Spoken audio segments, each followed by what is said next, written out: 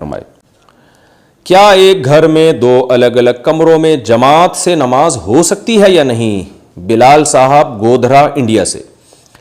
بھائی اگر گھر میں ایک کمرہ بھر گیا تو اس وجہ سے دوسرے کمرے میں مقتدیوں کو کھڑا کرنا پڑ رہا ہے تو ٹھیک ہے، نماز ہو جائے گی، کیونکہ صرف ایک دیوار کا فاصلہ ہے درمیان میں، بشرطے کہ جو پیچھے لوگ کھڑے ہوئے ہیں دوسرے کمرے میں ان کو امام کی نقل و حرکت کا پتہ چل رہا ہو کہ امام رکوع کر رہا ہے، سمیع اللہ لمن حمیدہ کہہ کے کھڑا ہو رہا ہے، یہ پتہ چل رہا ہو تو نماز ادا ہو جائے گی۔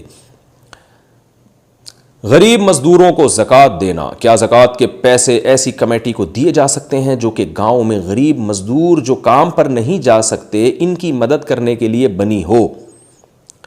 نیز زکوٰۃ کن لوگوں کو دے سکتے ہیں؟ یاسر صاحب سلواکیہ سے۔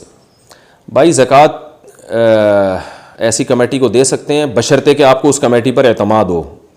اگر اعتماد ہے تو دے دیں، اب کمیٹی قابل اعتماد ہے یا نہیں یہ تو میں نہیں بتا سکتا یہاں بیٹھ کے، تو اس صورت میں زکوٰۃ ادا ہو جائے گی۔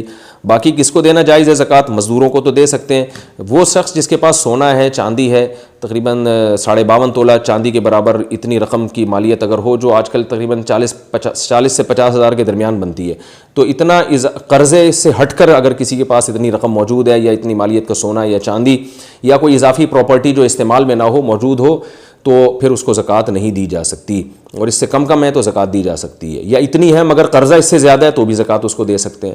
تو غریب آدمی جو مزدور لوگ اکثر ایسے ہوتے ہیں ان کے پاس یہ چیزیں نہیں ہوتی، تبھی تو وہ بیچارے گڑھے کھود رہے ہوتے ہیں۔